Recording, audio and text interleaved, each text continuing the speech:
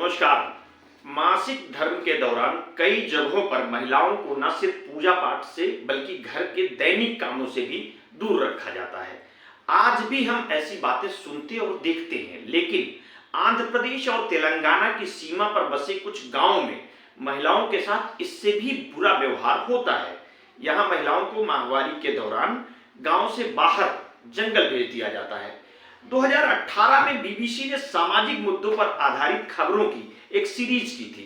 उस अवसर पर आंध्र प्रदेश के अनंतपुरम जिले के रोला मंडल में गंटा गोलहट्टी नामक एक गांव में रिपोर्ट की थी, जहां आज भी इन परंपराओं का पालन किया जाता है।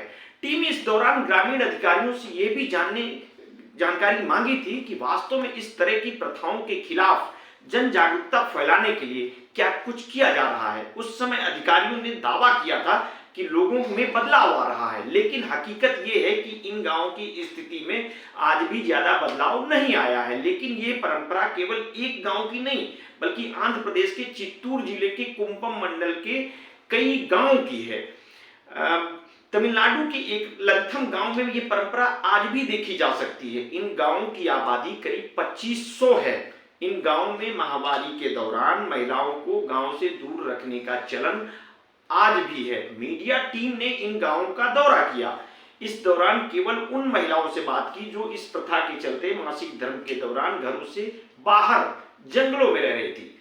माहवारी के दौरान महिलाओं को गांव से बाहर भेजने की परंपरा का पालन वे प्राचीन काल से ही करते आ रहे हैं। पहाड़ की चोटी पर स्थित एक लाथम गांव आंध्र प्रदेश के कुंपम से 40 किलोमीटर दूर है।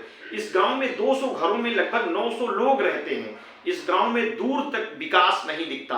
पीने के पानी के लिए भी हैंडपंप का इस्तेमाल होता है। हालांकि गांव में महिलाओं के लिए एक भी शेल्टर होम नहीं बना हुआ है, लेकिन इसमें महिलाएं केवल एक रात को ही बाहर रह सकती हैं। सुबह उन्हें गांव से दूर पहाड़ी के लिए निकलना होता है। वे वहां जल स्रोतों के आसपास रहते हैं। वहां वे खाने के लिए खाना बनाते हैं। उन्हें अचार या सब्जी बनाने के लिए सब्जियों को पत्थर से पीसना पड़ता है। इस गांव की माहवारी हर महिला को प्रत्येक महीने के 4 दिन गांव से बाहर रहना पड़ता है।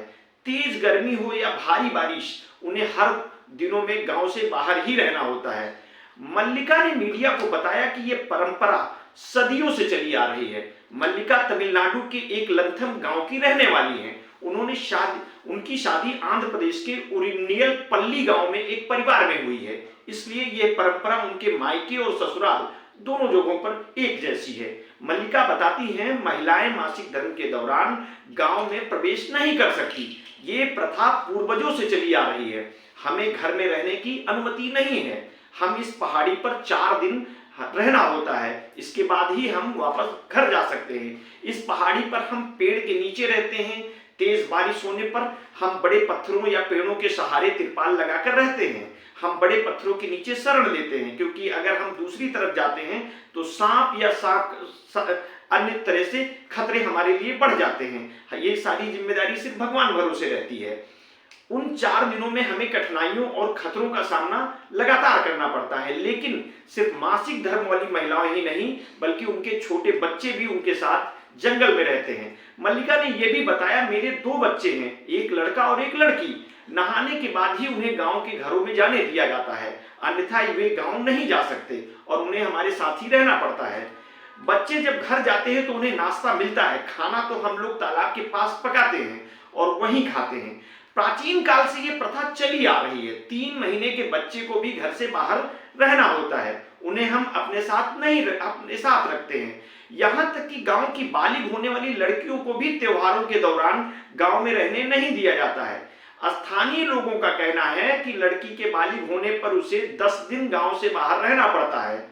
सल्लारा पल्ली की बल्लमा ने कहती हैं कि वे सुबह या दिन में के समय खेत में रह सकते हैं, लेकिन रात में उन्हें सुरक्षा के लिए भगवान पर ही भरोसा करना पड़ता है। पहले महिलाएं बड़े बड़े पत्थरों के नीचे गड्ढा बनाकर उसमें रहती थी, लेकिन अब अस्पताल होने से वो प्रसव कराने अस्पताल जाती हैं। 5 दिन अस्पताल में रहती हैं। उसके बाद नहाने के बाद उन्हें गांव में प्रवेश करने दिया जाता है। लड़कियों के मासिक शुरू होने पर 10 दिन गांव से बाहर रहना पड़ता है।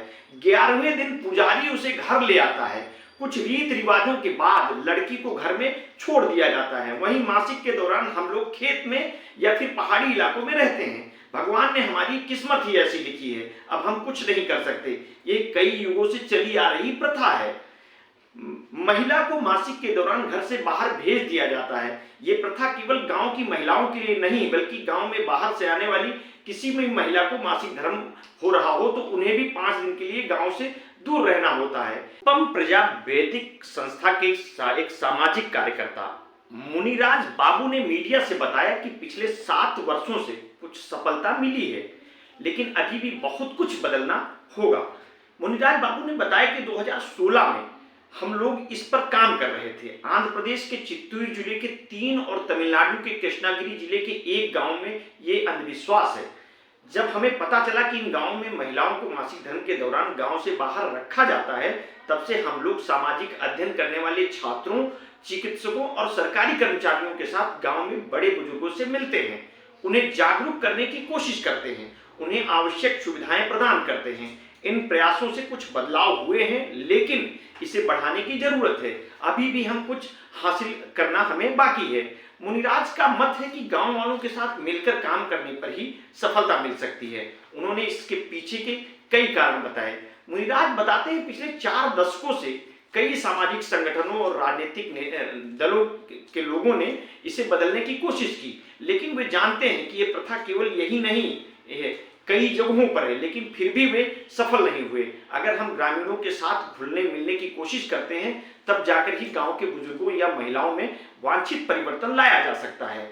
गांव के बुजुर्ग महिलाओं को बताते हैं कि ग्राम देवता के आभूषण गांव में होने के कारण उन्हें मासिक धर्म के दौरान गांव से बाहर रहना पड़ता है। महिलाएं भी ग्राम देवता को मानती हैं, तो उन्हें भी लगता है कि गांव में रहना ठीक नहीं होगा। हम लोग स्थिति में बदलाव लाने की लगातार कोशिश कर रहे हैं।